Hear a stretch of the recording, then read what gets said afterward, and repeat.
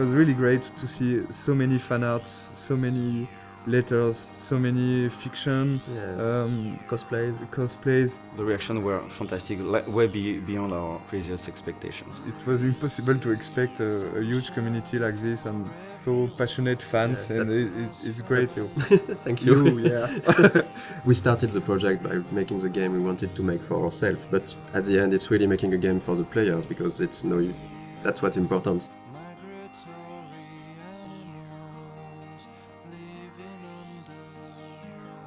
So welcome to the dev commentary of Life is Strange. We're really happy to be there and talk about the game. Thank you for watching. Thanks. I'm Raoul Barbet, one of the co-game director of the game. And I'm Michel Cor, the other co-game director of the game.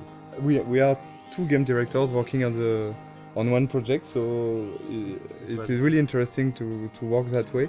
It can be hard sometimes, but I think it's a really interesting creative process, because we can challenge each other on a lot of aspects and find always the better solution for what's best for the game. If only Michel or Raoul was directing the game would have been really different.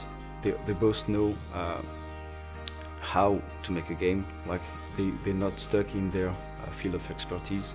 They know a lot of things about each department, and they had this direct contact with the teams. I'm more from the audiovisual and movie scene, so I was in charge of all the cameras with the camera team. I work a lot with the sound design team also, with the music.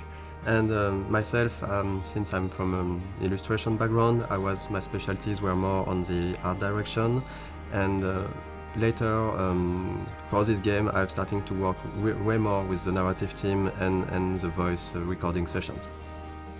It was cool because they had a similar vision for the game, so we didn't have a yes from one and a no from the other. And actually, Michel and Raoul are in the game when you think about it, because there are two game directors, so we have a contraction which is Michel.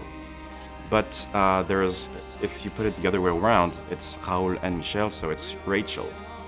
I'm pretty sure they did it on purpose.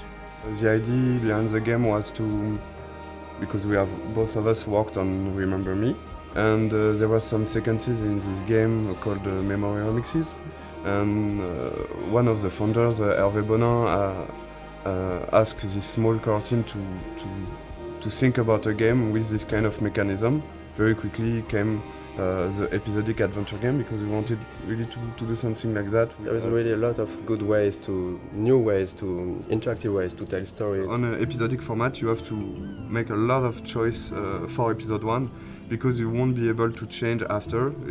A lot of assets have to be there in episode 1. Yeah. So the menu is one of those assets. It was interesting because there was a lot of variations. We did a lot of tries of what we wanted to show in this menu. The idea was really to basically show the most important locations of the game. So we can see the Blackwell Academy on the top right, we can see the lighthouse, we can see the town of Arcadia Bay. We were really trying to give a sense of location and just showing like the game world with the menu. We really wanted to make the player feel that all areas are connected, and the menu is a great way to do that. One of the main importance for us for the game was to have a peaceful game with this sense of you can take your time, and we wanted to reflect that from the menu. So we worked on those small wind effects and the leaves that are going around and the nice and soft music. It was just when you start the game you should feel quite at peace and comfortable. And even when the menu evolves in each episode, there is some small details that are changing.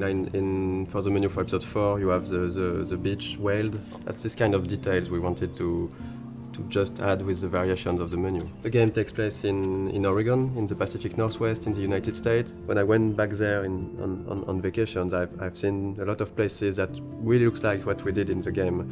So I guess it was a really big job of references to be sure that everything was correct, but it's also something that's really exciting about making a game, that you have to look at everything and to reproduce reality, and with, of course, our own lens and stylizations, but we really wanted this to feel like being in Oregon.